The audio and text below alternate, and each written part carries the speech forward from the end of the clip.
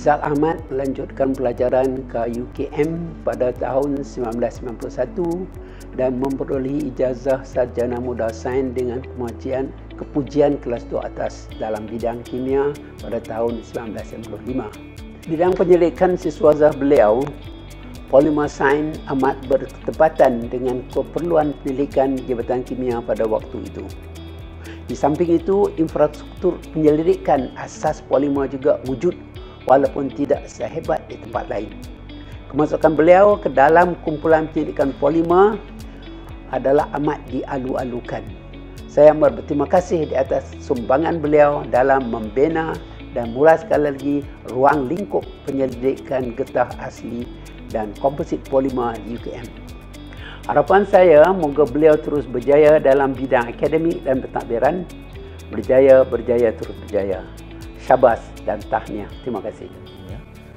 Beliau merupakan seorang penyidik yang sangat fokus dan mempunyai perancangan yang sangat teliti, dan dari segi karier beliau, dia merupakan seorang yang berjaya dalam bidang yang dirujuk di peringkat antarabangsa dan juga di peringkat dalam negara. Beliau merupakan seorang pakar yang mendidik tentang penggunaan serat semula jadi, iaitu selusa, untuk aplikasi dalam pelbagai bahan yang lebih lestari untuk kegunaan tempatan, dan juga sedang berusaha untuk mengembangkan penyidikan beliau di peringkat antarabangsa. Saya percaya dengan kepakaran yang ada kepada beliau dan juga kegigihan beliau sebagai seorang penyidik di UKM ini, Prof Ishak akan terus berjaya untuk meningkatkan kecemerlangan diri, dan di samping itu juga akan dapat meningkatkan juga kecemerlangan Universiti Kebangsaan Malaysia di peringkat antarabangsa, dan secara keseluruhan juga akan juga membawa nama Malaysia di peringkat antarabangsa. Tahniah Prof Ishak di atas syarahan perdana beliau. Prof Ishak yang saya kenali sejak tahun 91, iaitu kami merupakan batch 91-95 graduan Jabatan Kimia FST UKM. Beliau seorang kawan yang mudah didekati, senang menghulurkan pertolongan dan senang dibuat berbincang. Malah Jabatan Kimia sendiri di UPSI pernah menjemput beliau menjadi penilai pada salah satu program yang ada di jabatan ini. Dan terima kasih pada Prof Ishak atas segala cadangan dan idea-idea yang diberikan, yang mana ia telah memantapkan lagi program kimia di Jabatan Kimia ini.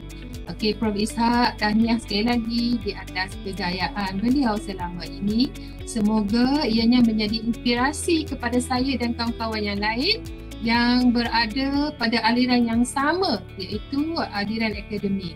Okey, Prof Ishak, tahniah di atas segala-galanya dan selamat maju jaya. Terima kasih. Actually saya mengenali beliau ketika zaman belajar lagi, iaitu kami sama-sama belajar di Jabatan Kimia, Fakulti Sains, Fizik dan Gunaan. Masa itu masih dikenali sebagai FSFG. Okey, Prof Ishak ni adalah seorang yang kuat bekerja. Actually sampai dia study sampai tertidur di meja study. Very dedicated student, and dia adalah seorang yang berdedikasi, very disciplined. Semasa zaman student pun saya dah nampak dia ni ada ciri-ciri sebagai seorang pemimpin. Okay, for Prof Ishak, good luck for your inaugural presentation. Terima kasih. Beliau merupakan seorang yang amat dedikasi dalam apa yang beliau buat. Jadi tidak heranlah beliau amat aktif dalam pendidikan, terutamanya pendidikan yang berkaitan dengan polimer. Beliau juga bekerjasama dengan pemain-pemain industri dalam bidang yang sama lah. Di samping itu beliau juga aktif di pentas masyarakat, terutamanya di persatuan penduduk, di masjid dan di komuniti beliau lah. Saya dengan ini mengucapkan selamat berjaya kepada Profesor Dr. Ishak Ahmad dalam kerjaya beliau, dan semoga beliau dapat lagi menyumbang dengan lebih besar lagi kepada agama, bangsa dan negara, dan masyarakat secara keseluruhannya, dan akademia khususnya. Jadi terima kasih. Assalamualaikum.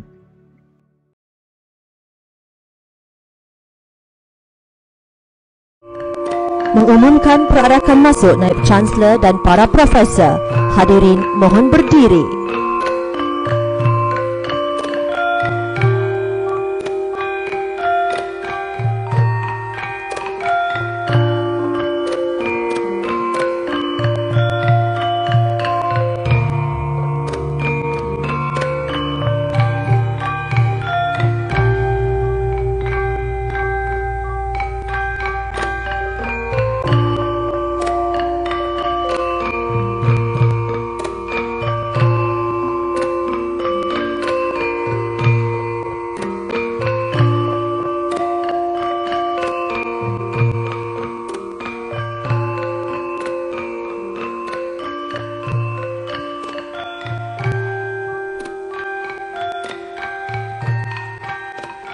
Nyanyian lagu Negaraku dan Varsity Kita.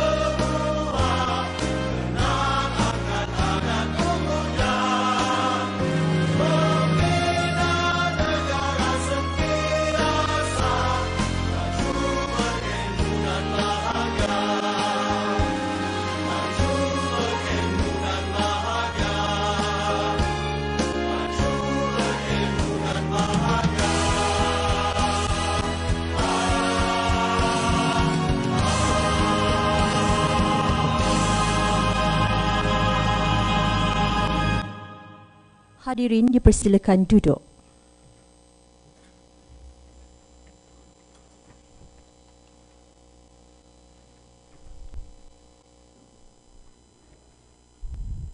Bismillahirrahmanirrahim.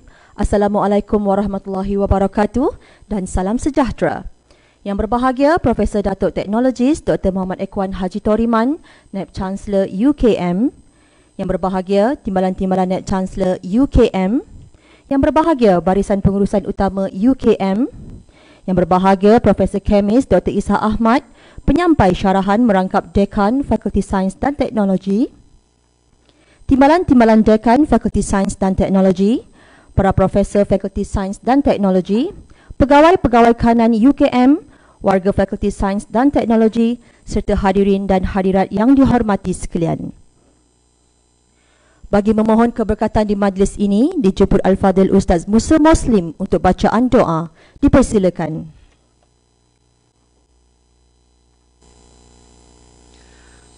أعوذ بالله من الشيطان الرجيم بسم الله الرحمن الرحيم الحمد لله رب العالمين والصلاة والسلام على أشرف الأنبياء والمرسلين وعلى آله وصحبه أجمعين. Ya Allah, Ya Rahman, Ya Rahim, pada pagi yang penuh keberkah ini, dengan penuh tawaduk, kami mendadah tangan ke hadratmu, memohon kelancaran ke atas Majlis Syarahan Perdana Profesor Kemis Dr. Ishak Ahmad, Fakulti Sains dan Teknologi. Kami memohon kepadamu jua ya Allah, agar majlis ini dilimpahi rahmat dan keberkatan, hidayah dan inayah yang berpanjangan daripadamu. Jadikanlah kami golongan yang mendapat rahmat dan keberkatan serta petunjuk Al-Quran yang sentiasa engkau pelihara di bawah kebesaran dan keagunganmu. Berikanlah kami dan tunjukkanlah kami jalan yang lurus dalam semua urusan hidup kami untuk kebahagiaan di dunia dan di akhirat. Allahumma ya Hayyu ya Qayyum ya Zal Jalali wal Ikram. Ya Allah yang bersifat maha sempurna dan penuh kemuliaan, kami memohon ihsan daripadamu. Kurniakanlah kepada kami nikmat kestabilan, kesejahteraan dan keselamatan. Lindungilah kami daripada segala keburukan dan keaiban. Hindarkanlah kami daripada segala rupa bentuk kemungkaran dan kemaksiatan. Serta pimpinkanlah kami ke jalan yang engkau redai, dan jauhkanlah kami daripada gangguan iblis dan syaitan. Allahumma ya salam, ya mu'min, ya muhaimin. Wahai Tuhan yang memiliki kekuasaan di langit dan di bumi, kami pohon kepadamu ya Allah, berikanlah kami iman yang sempurna, ilmu yang bermanfaat, rezeki yang halal, anak yang soleh-solehah, rumah tangga yang bahagia, usia yang berkat, doa yang mustajab, hajat yang tertunai, kesihatan yang berterusan, serta keselamatan dan kesejahteraan di dunia dan di akhirat.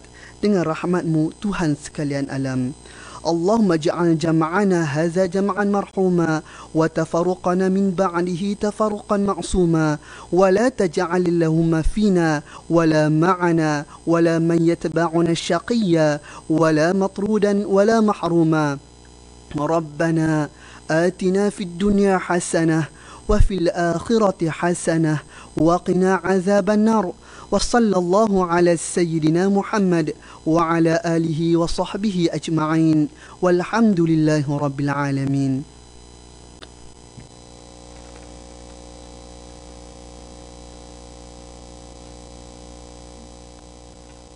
Terima kasih Al-Fadhil Ustaz atas bacaan doa sebentar tadi. Hadirin sekalian, memulakan atur cara majlis dengan segala hormatnya mempersilakan Yang berbahagia Profesor Datuk Teknologis Dr. Muhammad Ekhwan Haji Toriman, Naib Chancellor Universiti Kebangsaan Malaysia untuk menyampaikan pidato pengenalan. Dengan hormatnya dipersilakan.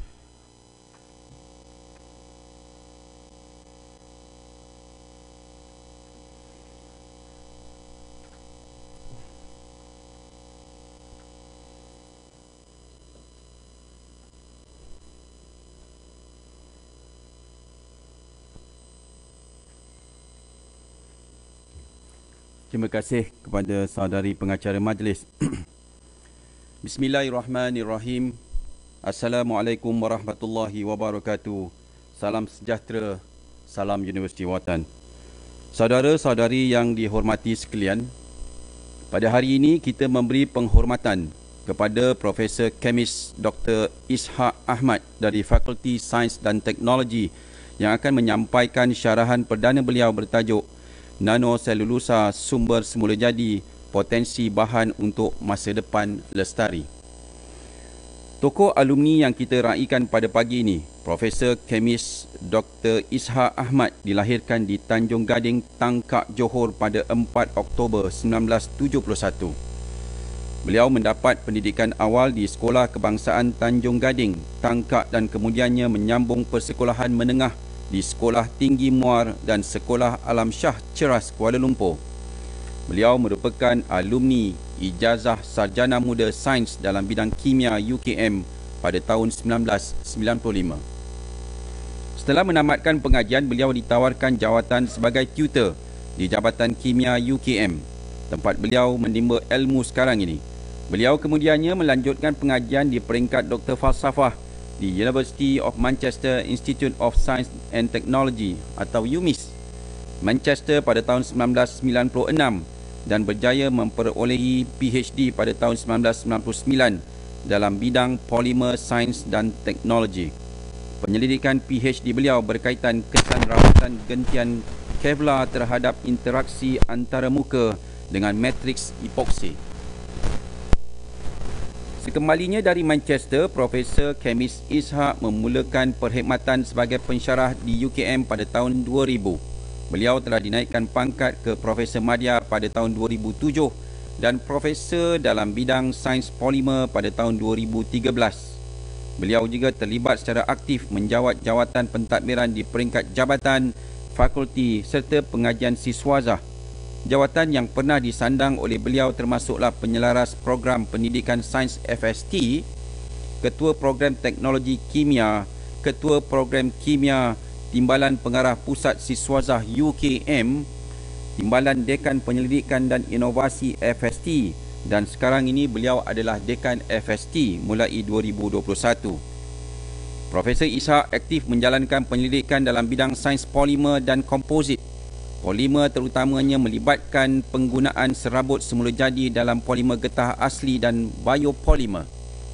Beliau juga telah memperolehi pelbagai dana penyelidikan seperti FRGS, ERGS, MyPair, dana penyelidikan universiti oleh KPT, dana Science Fund, Techno Fund, sistem sangkutan penyelidik oleh MOSTI dan dana Malaysian Torrey Science Foundation.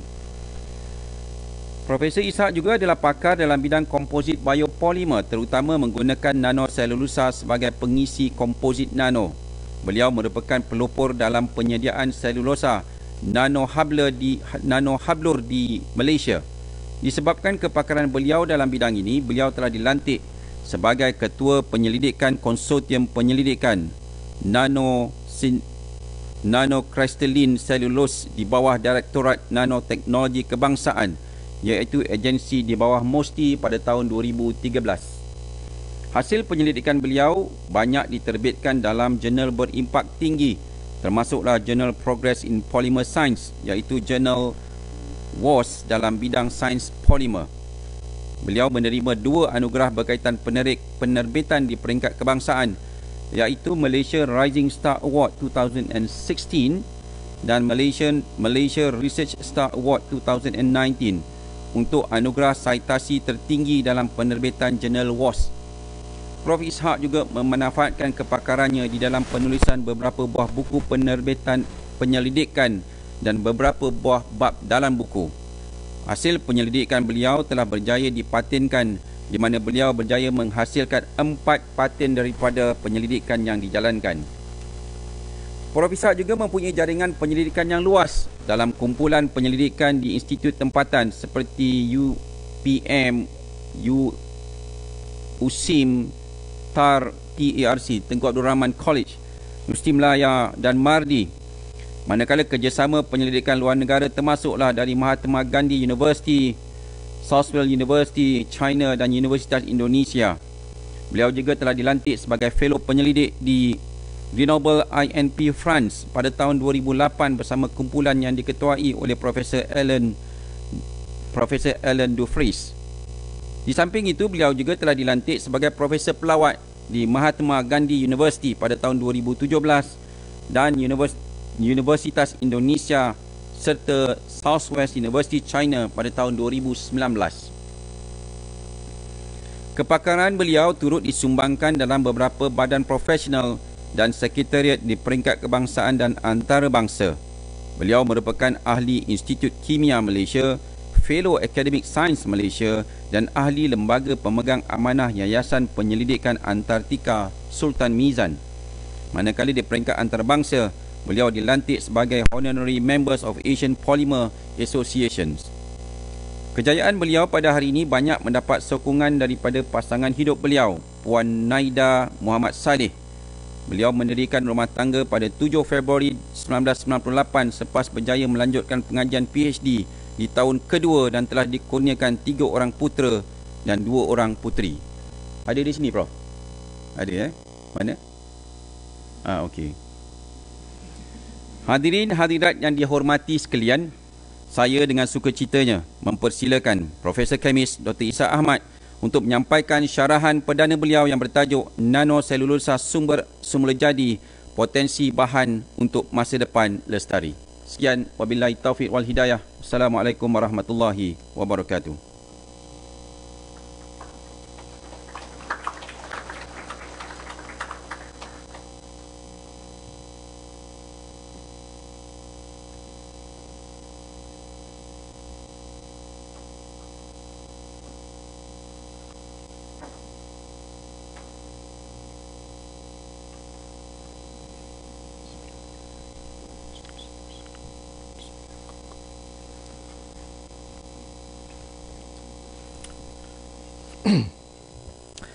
Bismillahirrahmanirrahim. Assalamualaikum warahmatullahi wabarakatuh. Yang berbahagia Profesor Datuk Teknologis Dr. Naib Chancellor, yang berbahagia Timbalan-Timbalan Naib Chancellor, yang berbahagia Ahli Pengurusan Universiti Kebangsaan Malaysia, yang bahagia para ahli Senat, para dekan dan pengarah, para Profesor Emeritus, Profesor Madya, pensyarah, para mahasiswa, para tetamu kenamaan, keluarga tersayang, pelajar-pelajar saya, hadirin dan hadirat yang dihormati sekalian. Pulau Redang pulaunya indah, tempat penyu singgah bertelur. Negara Malaysia bumi bertuah, pelbagai tanaman tumbuhnya subur. Kita berkumpul pada hari ini. Terima kasih Datuk Naib Chancellor yang dihormati. Nanoselulosa Sumber Semula Jadi, Potensi Bahan Masa Depan Lestari. Seperti mana yang kita maklumi, Malaysia merupakan sebuah negara beriklim tropika yang kaya dengan sumber biojisim lignoselulosa yang merupakan sumber utama dalam penghasilan nanoselulosa. Nanoselulosa mempunyai banyak sifat yang unik di mana ciri-ciri fizikal dan kimianya sangat berbeza daripada sifat selulosa pada skala mikro. Selain mempunyai semua ciri biodegradasi yang wujud dalam tumbuh-tumbuhan, ianya juga berkaitan dengan sumber berasaskan tumbuhannya. Sehingga kini nanoselulosa mendapat perhatian ramai penyelidik dan pihak industri kerana potensi penggunaannya yang begitu meluas. Serabut semula jadi boleh dikelaskan kepada beberapa bahagian berdasarkan sumber asal, sama ada tumbuhan, haiwan ataupun mineral. Komponen kimia utama yang menjadi asas kepada pembinaan tumbuhan adalah selulosa, hemiselulosa dan lignin yang dikenali sebagai lignoselulosa. Serabut semula jadi menjadi perhatian dalam pelbagai aplikasi kerana ciri-cirinya yang tidak mengandungi bahan toksik, mesra alam dan sumber yang boleh diperbaharui. Malaysia sebenarnya mengeluarkan hampir 4 juta tan skam padi setiap tahun. Satu jumlah yang sangat besar. Manakala 17 juta tan sawit. Untuk menghasilkan beras dan minyak sawit, sekam padi dan serabut tandan kosong sawit menjadi bahan buangan yang sebenarnya boleh dimajukan. Malaysia juga telah mula menghasilkan kenaf di mana 2,400 tan direkodkan pada tahun 2010. Hasil lain tumbuh-tumbuhan juga seperti hampas tebu, kulit kayu, kapas, mengkuang dan lain-lain boleh dijadikan sumber untuk menghasilkan nanoselulosa. Secara umumnya, selulosa bersaiz dalam julat 100 nanometer untuk ukuran satu dimensi. Satu dimensi ini maksudnya kita ada 3 dimensi dan salah satu pada dimensinya mesti kurang daripada 100 nanometer. Nanoselulosa boleh dikelaskan kepada 2 subkategori utama, iaitu selulosa nanohablo dan selulosa nanofibril. Selulosa nanohablo adalah pendek dan berbentuk jarum dengan diameter kurang daripada 100 nanometer dan panjang umumnya lingkungan 100 ke 500 nanometer. Kita boleh imagine nanometer ini tidak boleh kita lihat dengan mata kasar lah. Dihasilkan secara hidrolisis asid, manakala selulosa nanofibril adalah selulosa nano gentian panjang yang fleksibel dengan diameter kurang daripada 100 nanometer tetapi panjangnya dalam julat mikrometer dan dihasilkan menggunakan teknik mekanik. Pelbagai istilah telah digunakan sejak beberapa dekad yang lalu berkenaan sebutan kepada selulosa yang bersaiz nano ini. Dan ianya boleh menimbulkan kekeliruan dan salah faham. Di antaranya termasuklah selulosa nanoviskus, selulosa nanohablo, selulosa nanofibril, mikrofibril selulosa dan lain-lain. Sehubungan itu, dengan izin, Technical Association of the Pulp and Paper Industry ataupun TAPI telah mencadangkan istilah piawai untuk selulosa nanobahan iaitu di bawah TAPI WI 3021 berdasarkan saiz nanoselulosa.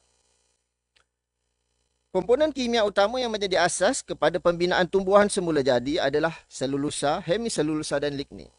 Molekul selulosa tersusun secara berkala, membentuk berkas yang menjadi kerangka kepada dinding sel tumbuhan. Seterusnya, serabut pula diisi oleh hemiselulosa dan lignin, membentuk dinding sel yang padat. Kesemua komponen ini secara asasnya terikat satu sama lain melalui ikatan hidrogen.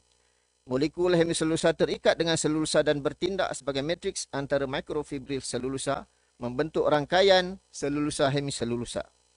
Secara kimianya, selulosa terdiri daripada unit D-glikosa dihubungkan secara ikatan beta 1,4 glycosidic linear seperti ditunjukkan dalam merajah. Ia wujud dalam komponen struktur dinding sel tumbuh-tumbuhan, diselaputi oleh hemiselulosa dan dikelilingi oleh matriks lignin. Beberapa kajian pengisarakan selulosa daripada pelbagai tumbuhan telah dijalankan di UKM. Saya ambil beberapa contoh untuk dipaparkan dan dikongsi bersama. Yang pertama adalah kenaf, di mana kenaf merupakan tanaman tropika semula jadi yang ditanam secara komersial di serata tempat di dunia. Kenaf juga adalah tanaman yang dijana sebagai sumber ekonomi bagi beberapa negara membangun termasuklah Malaysia. Didapati selulosa mendominasi serabut ini iaitu antara 40 hingga 65%. Kajian kami telah melaporkan komposisi kenaf dengan lebih terperinci selepas setiap perawatan seperti ditunjukkan dalam jadual di mana peratus alfa selulosa meningkat selepas penyingkiran komponen utama yang lain iaitu lignin dan hemiselulosa. Sehingga kini kenaf telah dieksploitasi dalam pelbagai bidang antaranya industri membuat tali, tekstil, kertas, makanan haiwan, bahan binaan, shilling kenderaan dan bahan komposit. Seterusnya bahan buangan yang biasa kita perolehi adalah sekam padi. Sekam padi dihasilkan di seluruh dunia sebagai produk sampingan, sisa daripada proses perkilangan untuk menghasilkan beras. Dilaporkan sekitar 20% daripada beras padi adalah sekam padi. Kajian yang dijalankan di UKM telah mengenal pasti komposisi kimia dalam sekam padi yang diambil daripada sisa industri di Tanjung Karang, Selangor, di mana sekam padi mengandungi 35% selulosa, 33% hemiselulosa dan 23% lignin dan 25% silika. Tumbuhan dalam kategori daun pula seperti mengkuang atau nama saintifiknya Pandanus tectoris yang juga dikenali sebagai dalam bahasa Inggeris screw pine merupakan tumbuhan di bawah keluarga Pandanaceae. Keluarga ini mempunyai kira-kira 600 spesies yang telah diketahui. Pokok mengkuang sangat mudah hidup dalam kawasan lembap dan biasanya tumbuh sendiri di kawasan paya bakau dan hutan tempatan. Komposisi kimia mengkuang selepas setiap rawatan ditunjukkan dalam jadual, di mana komposisi selulosa mengkuang sekitar 40%. Dan seterusnya, Agave angustifolia. Agave digunakan sejak zaman purba di mana ia digunakan sebagai sumber serabut, pembuatan alkohol dan sabun.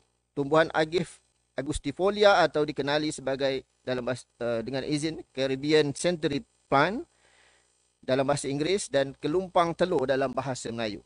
Kajian yang dijalankan di UKM menunjukkan komposisi kimia Agave mempunyai kandungan selulosa yang begitu tinggi seperti ditunjukkan dalam jadual, iaitu sekitar 60%.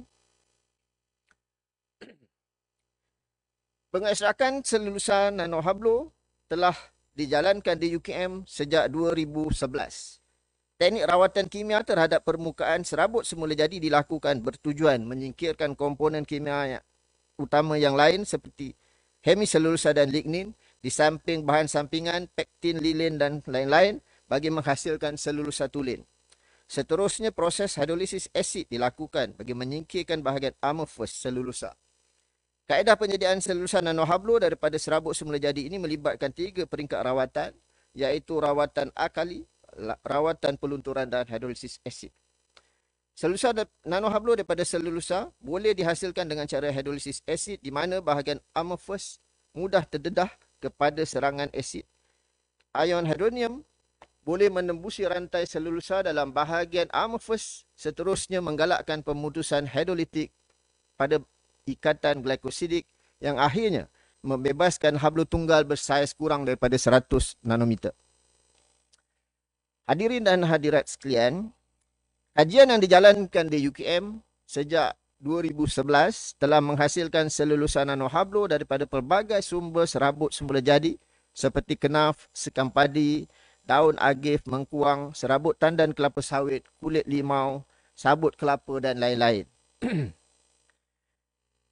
Selulosa nanohablo mempunyai sifat yang sangat menarik. Antaranya, ianya adalah bahan semula jadi dan boleh diperbaharui, bioserasi, biodegradasi, hidrofilik, boleh diubah suai kepada hidrofobik, tidak toksik, nisbah aspek yang tinggi, iaitu luas panjang diameter, luas permukaan yang besar dan ringan. Dengan itu, bahan komposit yang dihasilkan daripada selulosa nanohablo mempunyai kekuatan dan modulus yang tinggi, kefungsian kimia untuk pengubahsuaian, kestabilan dimensi, penyerapan kelembapan, kestabilan terma, memperbaiki sifat mekanik dan memperbaiki penyebaran di dalam matriks komposit. Selulosa nanohablo mempunyai banyak kelebihan berbanding selulosa yang bersaiz mikrometer. Antaranya adalah meningkatkan kekuatan bahan, menjadikan bahan penguat berprestasi tinggi bagi menggantikan gentian bukan semula jadi seperti gentian karbon dan Kevlar. Kedua, mengekalkan kelut sinaran bahan disebabkan saiznya yang sangat kecil, di mana kurang daripada 20 nanometer. Seterusnya, sesuai digunakan sebagai filem berpenguat, biosensor, aerogel, penapis, peranti keselamatan dan lain-lain. Penyelidikan berkenaan nanoselulosa telah berkembang dengan pesat sejak sedekad yang lalu. Nanoselulosa menjadi perhatian penting dalam penyelidikan dan penerbitan di serata dunia. Hasil carian kata kunci dalam Scopus didapati bilangan makalah yang menggunakan nanoselulosa meningkat setiap tahun sehingga melebihi 10 kali ganda pada tahun 2021 berbanding 2011. Peningkatan mendadak ini menunjukkan potensi besar nanoselulosa untuk pelbagai aplikasi. Tempoh sedekad ini juga seiring dengan artikel dan penyelidikan yang dihasilkan daripada kumpulan penyelidikan nanoselulosa di UKM.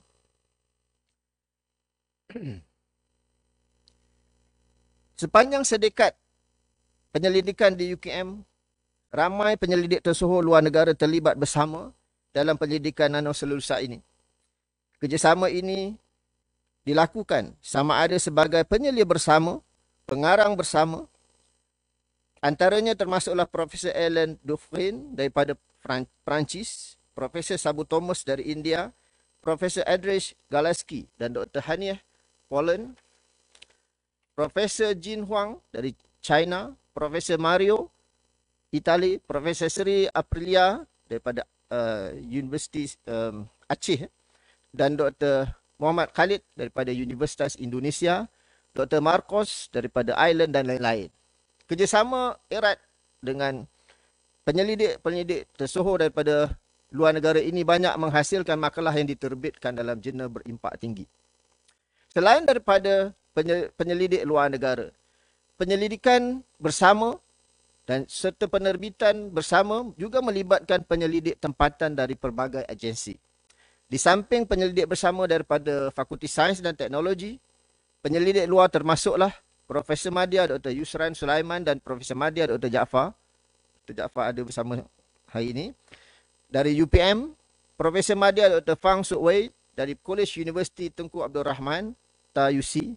Dr. Nadia daripada USIM juga ada. Dr. Siah dari Mardi, Dr. Zaihan, Frim, Dr. Arniza, USM serta rakan-rakan daripada fakulti lain di UKM seperti Dr. Profesor Khairul Iqbal, Farmasi, dan Profesor Madya Dr. Fauzi daripada Fakulti Perubatan. 2 paten telah berjaya didaftarkan khusus berkaitan nanoselulosa, iaitu penghasilan filem terbiodegradasi kerajinan. Satu lagi paten diketuai oleh Profesor Madya Dr. Riza Fizah berkaitan aerogel untuk memberangkap gas karbon dioksida. Kerjasama dengan industri juga dijalankan bagi mengkomersialkan nanoselulosa yang dihasilkan. Hadirin hadirat sekalian, beberapa kajian telah dilakukan berkaitan penggunaan nanoselulosa dalam pelbagai aplikasi. Syarahan perdana ini akan memberikan fokus kepada beberapa kajian berkaitan penggunaan nanoselulosa dalam biokomposit filem dan hidrogel nanokomposit. Antara penyelidikan berkenaan penggunaan nanoselulosa di UKM adalah biokomposit kanji berpenguat selulosa nanohablo. Penyediaan filem biokomposit termoplastik kanji ini telah dijalankan di UKM menggunakan kaedah penuangan larutan. Kajian ini bertujuan menggantikan kebanjiran penggunaan bahan yang berasaskan petroleum kepada bahan berasaskan sumber semula jadi yang mesra alam. Kanji, seperti mana kita tahu, adalah sejenis polimer semula jadi yang sangat berpotensi untuk menggantikan polimer berasaskan petroleum. Bagaimanapun, kanji mempunyai kepekaan yang sangat tinggi terhadap air, iaitu bersifat hidrofilik dan sifat mekaniknya yang rendah. Dengan itu, kanji dan nanoselulosa amat serasi dan selulosa boleh memperbaiki sifat kanji ini. Antara potensi gabungan tersebut, kedua-duanya adalah bahan yang biodegradasi, matriks dan serabut hidrofilik, saiz serabut yang kecil, mengekalkan sinaran filem plastik disebabkan ketebalannya kurang daripada 200 mikrometer. Untuk makluman, saiz plastik yang kita gunakan biasanya sekitar 150 mikrometer. Manakala saiz nanoselulosa adalah kurang daripada 20 nanometer. Jadi kita tidak lihat, tak nampak nanoselulosa di dalam plastik yang kita gunakan. Apa-apa plastik plastik untuk penggunaan. Saiz serabut yang kecil juga tidak memberi kesan kepada filem yang tidak berwarna. Permukaan filem yang dihasilkan adalah licin dan tidak kasar. Pemerhatian morfologi dilakukan menggunakan mikroskop imbasan elektron dan mikroskop transmisi elektron. Permukaan serabut kenaf tanpa rawatan menunjukkan kehadiran banyak benda asing. Selain itu, didapati serabut berada dalam keadaan seberkas yang bersaiz ratusan mikrometer. Berkas serabut kenaf juga berpisah selepas rawatan akali kepada fibril individu, menjadikannya lebih kasar berbanding serabut tidak terawat. Hal ini disebabkan penyingkiran benda asing, hemiselulosa dan sebahagian kecil lignin, pektin dan sebagainya yang terdapat pada permukaan dinding serabut kenaf. Perubahan fizikal yang ketara juga dilihat bagi serabut selepas rawatan peluntur. Serabut semakin terurai kepada mikrofibril individu disebabkan oleh penyingkiran sebahagian besar lignin yang memegang fibril serabut. Penggunaan ejen peluntur iaitu sodium klorid dan larutan penimbal asitat bertindak menyingkirkan baki lignin yang masih tertinggal dalam serabut, dan ini membawa kepada nyah fibrilasi serabut. Pengurangan diameter serabut selepas setiap rawatan dapat dilihat dengan jelas. Mikrograf TM serabut selulosa nanohablo yang diperolehi daripada kenaf ditunjukkan dalam merajah. Didapati kesemua CNC yang diperolehi mempunyai ciri yang sama, iaitu berbentuk jarum dengan diameter kurang daripada 20 nanometer. Rawatan kimia atau mekanik dapat mempengaruhi kehabluran sesuatu serabut. Oleh itu, kehabluran serabut kenaf sebelum dan selepas beberapa peringkat rawatan telah dikaji menggunakan analisis pembelawan sinar X ataupun XRD.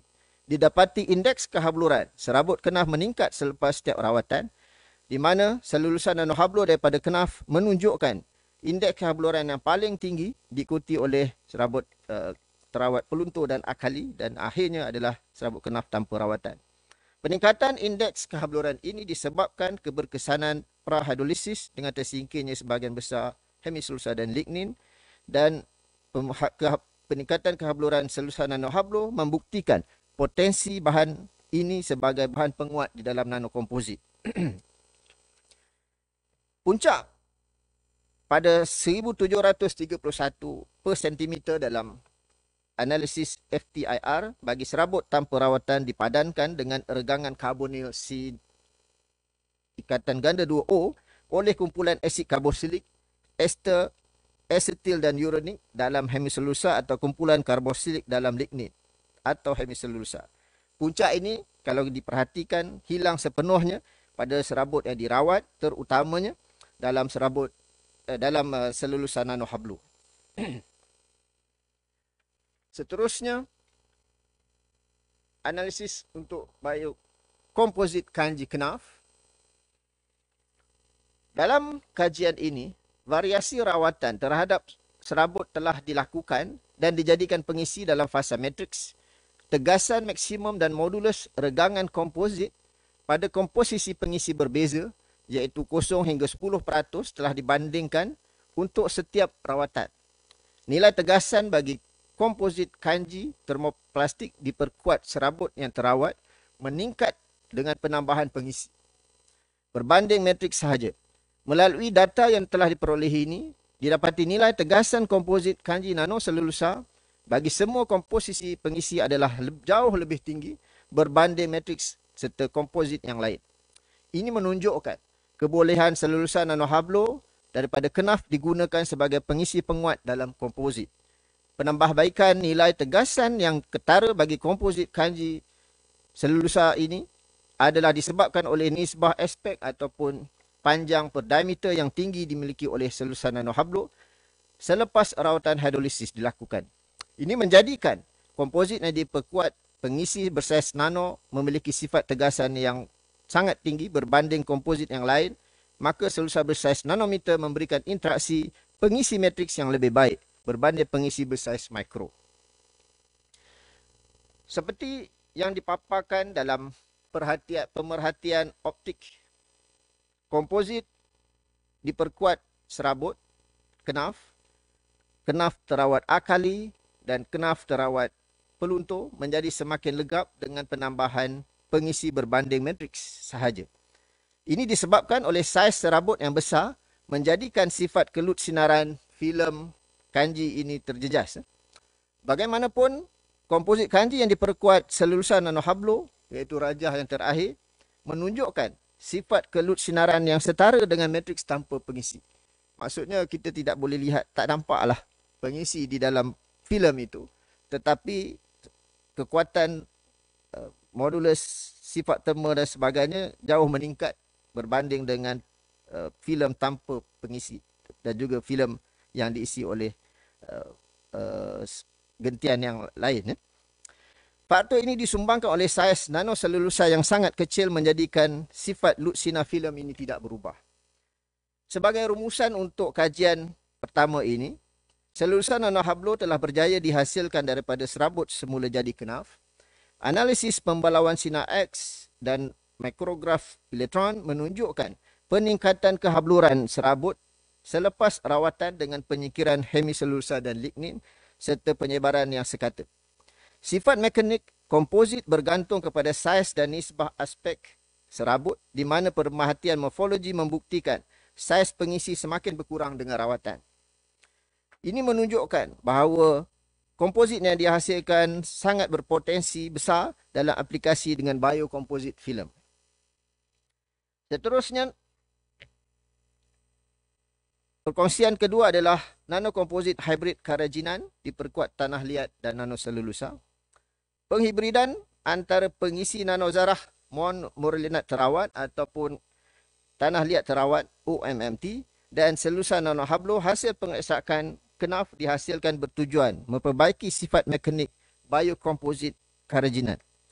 Bio-nanokomposit kerajinan diperkuat tanah liat terawat dan selulosa nanohablo disediakan melalui kaedah penuangan larutan dan penentuan komposisi optimum kedua-dua pengisi tunggal telah ditentukan dalam komposit ini. Daripada ujian sifat mekanik yang dibuat secara berasingan, didapati tegasan maksimum dan modulus komposit meningkat sehingga mencapai optimum pada komposisi 4% pengisi. Seterusnya, sifat mekanik didapati menurun selepas mencapai komposisi optimum tersebut disebabkan aglomerasi pengisi. Sekiranya kita mengkaji interaksi matriks pengisi ini, perhatian yang diperolehi untuk nanoselulosa adalah sifat mekanik bio-nanokomposit kerajinan selulosa nanohablo lebih tinggi daripada matriks tanpa pengisi.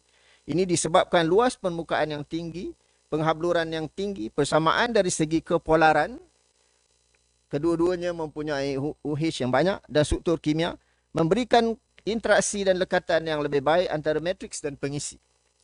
Manakala penjelasan untuk tanah liat terawat, penjarakan antara lapisan dan daya lemah antara lapisan selepas modifikasi tanah liat menyebabkan pengembangan platelet berlapis dan seterusnya. Pemisahan lapisan berasingan di dalam galeri tanah liat. Keadaan ini meningkatkan interaksi antara muka antara polimer polyion dengan cation di dalam galeri. Rajah yang dipaparkan menunjukkan bio-nanokomposit dengan penambahan selulosa nanohablo dan OMMT secara individu memberikan nilai tegasan yang rendah berbanding bio-nanokomposit dengan penghibridan pengisi pada komposisi yang sama. Namun demikian, nilai tegasan maksimum yang ditunjukkan adalah lebih tinggi jika dibandingkan dengan matriks polimer tanpa pengisi iaitu kosong CNC dan kosong OMMT. Peningkatan nilai tegasan maksimum dan modulus regangan ditunjukkan dengan penghibridan pengisi CNC dan OMMT, di mana bermula dengan penghibridan pengisi pada nisbah 3:1, tegasan maksimum mula meningkat pada 51.2. Peningkatan nilai tegasan maksimum dan modulus regangan ditunjukkan pada penghibridan 2:2 yang membuktikan bahawa berlaku pemindahan tegasan dan beban yang berkesan dalam matriks polimer kepada pengisi dalam keadaan optimum. Di samping itu, peningkatan tegasan maksimum ini juga dikaitkan dengan sifat kekakuan yang dimiliki oleh kedua-dua pengisi selulosa nanohablo dan OMMT. Taburan sebaran pengisi CNC dan OMMT ataupun selulosa nanohablo dan tanah liat terawat dapat dilihat dengan lebih jelas melalui mikroskop transmisi elektron ataupun TEM, di mana rajah menunjukkan gambaran struktur dalaman bagi matriks kerajinan bio-nanokomposit kerajinan selulosa nanohablo, bio-nanokomposit kerajinan tanah liat terawat OMMT dan hybrid bio-nanokomposit 2:2 selulosa nanohablo dan tanah liat terawat. Rajah yang terakhir itu rajah D menunjukkan taburan serakan bagi pengisi selulosa nanohablo dan tanah liat terawat, iaitu jaringan selulosa nanohablo terbentuk dalam fasa matriks berada bersama partikel OMT. Ini menunjukkan gandingan interaksi kedua-dua pengisi memberikan kekuatan kepada polimer apabila tegasan yang dikenakan dapat dipindahkan dengan berkesan. Penghibridan pengisi pada skala nanometer dengan saiz yang sangat kecil ini memberikan jumlah luas permukaan yang lebih dengan fasa matriks. Satu lagi contoh kajian yang dibuat daripada selulosa nanohablo yang dipersembahkan dalam majlis ini adalah nanokomposit hydrogel polyacid akrilik selulosa nanohablo. Hidrogen merupakan rangkaian polimer yang mana boleh menyerap dan mengekalkan kandungan air pada kadar yang tinggi. Apabila terma rangkaian digunakan, taut silang mesti hadir untuk mengelakkan perlarutan rantai atau segmen polimer hidrofilik ke dalam fasa aqueous. Antara tumpuan utama kajian berasaskan selusan nanohablo yang dijalankan di UKM adalah menggunakan bahan tersebut sebagai pengisi penguat di dalam hydrogel, terutamanya dalam pembawa ubat. Perbincangan khusus dalam penulisan ini merujuk kepada hydrogel polyacid lactic dan juga gelatin yang diperkuat selusan nanohablo daripada kenaf dan sekam padi. Hydrogel polyacid lactic selusan nanohablo secara taut silang kimia dibincangkan dalam pembentangan ini. Pembentukan hydrogel polyacrylic acid selusan nanohablo berlaku akibat taut silang kimia pada ikatan asid akrilik dengan kehadiran ejen taut silang methylene bisacrylamide ataupun MBA, berbeza dengan MBA di fakulti lain, tanpa memberi sebarang kesan ataupun tanpa membentuk ikatan kimia terhadap CNC ataupun selusan nanohablo. Selusan nanohablo hanya diperangkap dalam jaringan acid akrilik. Oleh itu, hydrogel polyacid akrilik yang diperkuat selusan nanohablo yang dihasilkan adalah dalam bentuk semi-IPN. Cadangan pembentukan hydrogel semi-IPN ini adalah seperti ditunjukkan dalam rajah. Ujian pembengkakan hydrogel polyacid akrilik selusan nanohablo pada pH yang berbeza. Dalam rajah ini didapati hydrogel polyacrylic acid yang diperkuat 5% selusan nanohablo mencapai nisbah pembengkakan yang paling maksimum diikuti hydrogel polyacid akrilik tanpa pengisi. Peningkatan komposisi selusan nanohablo melebihi 5% telah menurunkan nisbah pembengkakan hydrogel. Corak yang sama diperhatikan pada kesemua hydrogel yang diuji pada pH yang berbeza. Nisbah pembengkakan menurun dengan peningkatan kandungan selusan nanohablo, di mana selusan nanohablo memenuhi ruang-ruang kosong yang wujud dalam hydrogel. Untuk pemerhatian menggunakan mikroskop imbasan elektron, saiz liang hydrogel didapati menjadi semakin kecil dengan penambahan komposisi selusan nanohablo. Pemerhatian ini menyokong keputusan bahawa hydrogel dengan kandungan selusan nanohablo yang tinggi mempunyai nisbah pembengkakan yang lebih rendah disebabkan perkaitan kandungan air dan saiz liang.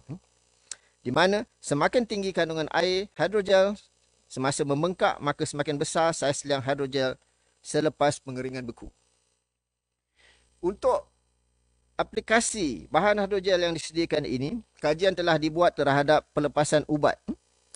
Pelepasan ubat meningkat pada komposisi 5% selusan nanohablo, di mana corak yang sama diperhatikan dalam ujian pembengkakan pada pH dan suhu yang berbeza. Ujian morfologi pula menunjukkan hydrogel yang diperkuat 5% selusan nanohablo mempunyai saiz yang paling besar. Hydrogel polyacrylic acid yang diperkuat selusan nanohablo berpotensi dijadikan pembawa ubat daripada kajian yang telah diperolehi ini, disebabkan ianya mempunyai kadar pelepasan dan kumulatif pelepasan ubat yang terkawal. Seterusnya, kajian berkenaan hydrogel gelatin selusan nanohablo. Penyediaan hydrogel gelatin dilakukan secara taut silang menggunakan sinaran gamma bagi menggantikan taut silang kimia. Kaedah ini lebih mesra alam, di mana ianya bebas toksik dan penstiralan berlaku secara serentak. Ujian pembengkakan pada suhu yang berbeza telah dijalankan ke atas hydrogel untuk mengkaji kesan penambahan selusan nanohablo terhadap sifat pembengkakan hydrogel. Rajah yang ditunjukkan menunjukkan nisbah pembengkakan hydrogel gelatin dan hydrogel gelatin diperkuat selusan nanohablo pada komposisi 2 hingga 10% pada dua suhu yang berbeza, iaitu 25 darjah Celsius dan 37 darjah Celsius bagi mewakili suhu bilik dan suhu badan manusia. Nisbah pembengkakan hydrogel ini dilihat meningkat dengan peningkatan masa bagi semua hydrogel pada kedua-dua suhu. Nisbah pembengkakan paling tinggi dan kelajuan serapan air yang paling cepat dilihat pada hydrogel yang diperkuat 4% selusan nanohablo diikuti oleh 2% selusan nanohablo. Hal ini menunjukkan kadar optimum penambahan selusan nanohablo meningkatkan pembengkakan maksimum adalah pada komposisi 4%. Fenomena ini berlaku kerana taburan selusan nanohablo yang homogen di dalam hydrogel gelatin telah mengawal liang yang sedia ada dan membentuk liang yang lebih besar.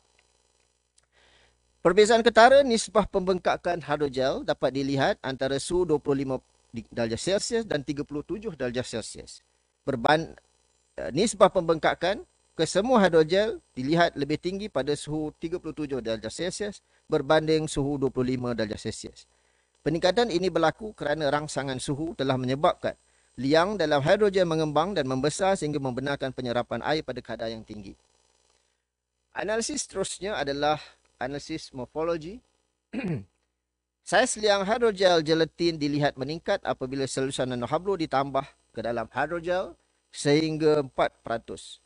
Walau bagaimanapun, saiz liang dilihat mengecil pada kandungan selusan nanohablo melebihi 4% selusan nanohablo. Saiz dan ketebalan dinding liang divariasikan dengan nisbah selusan nanohablo gelatin. Penambahan selusan nanohablo sehingga 4% dilihat berjaya mengawal liang hidrogel dalam gelatin sedia ada dan membentuk liang yang seragam serta lebih besar. Sebaliknya, saiz liang dilihat mengecil apabila kandungan selusan nanohablo sebanyak 10% iaitu lebih besar daripada 4% selusan nanohablo kerana ia mula berkumpul membentuk aglomerat dan menyebabkan struktur di antara liang menjadi padat dan membentuk saiz yang tidak seragam.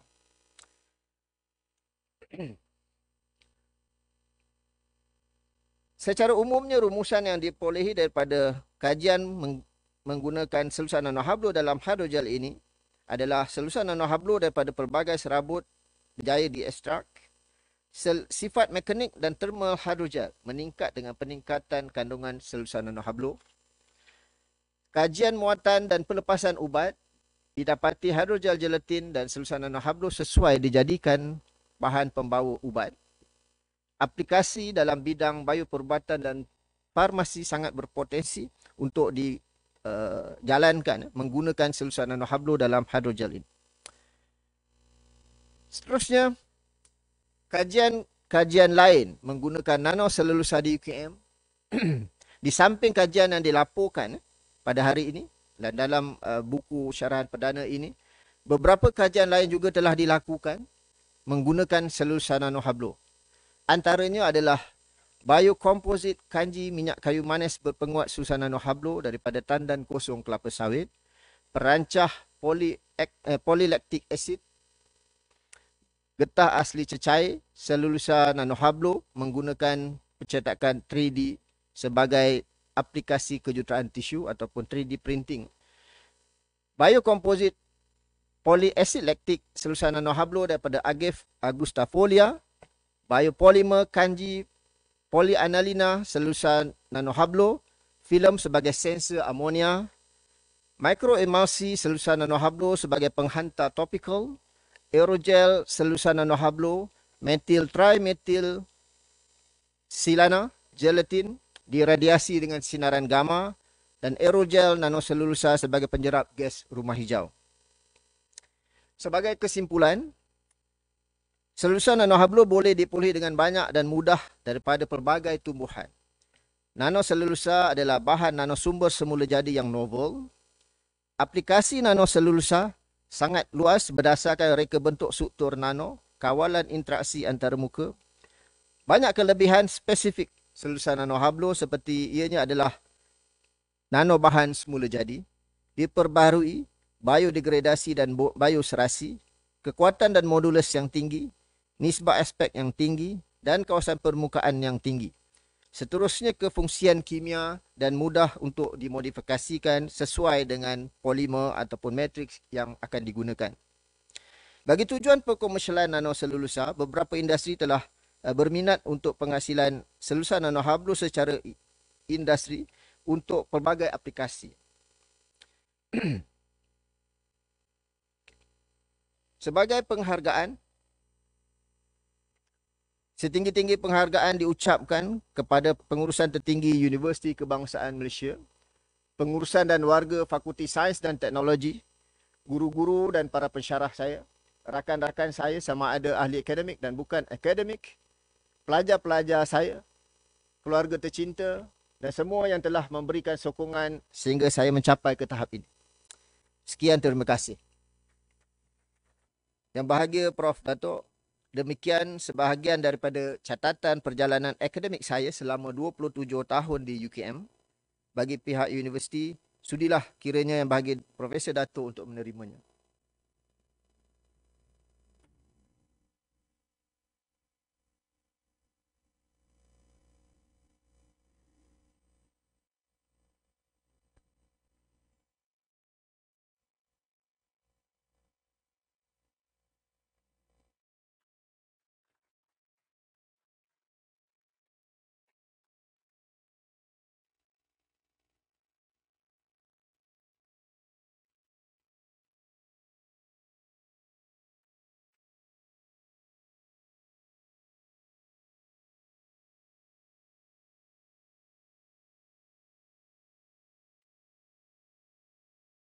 Hadirin yang dihormati sekalian, demikian tadi syarahan perdana sempena pengukuhan jawatan Profesor oleh Profesor Kemis Dr. Ishak Ahmad dari Fakulti Sains dan Teknologi yang bertajuk Nanoselulosa Sumber Semula Jadi, Potensi Bahan untuk Masa Depan Lestari. Majlis merakamkan ucapan tahniah dan sekalung penghormatan kepada Profesor Kemis Dr. Ishak Ahmad atas syarahan tadi. Satu tepukan gemuruh untuk yang berbahagia Profesor.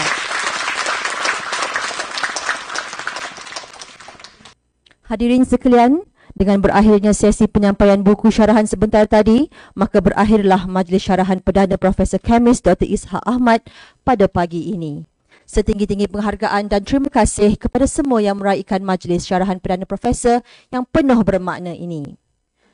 Dari Kedah ke Pekansari, beli suasa di Kota Tinggi. Selesai sudah majlis pagi ini, di lain masa bersua lagi. Hadirin sekalian adalah dijemput untuk melawat pameran di lobi Chancellery Aras 2 dan seterusnya menikmati jamuan yang disediakan di bilik bangkuasi. Untuk makluman hadirin juga, buku syarahan perdana ini boleh diperoleh di luar bilik senat. Sekian, majlis mengundurkan diri. Wabillahi taufiq wal hidayah. Assalamualaikum warahmatullahi wabarakatuh dan terima kasih. Dipersilakan sebelum itu, dipersilakan berbahagia Chancellor Prof. Ishak dan juga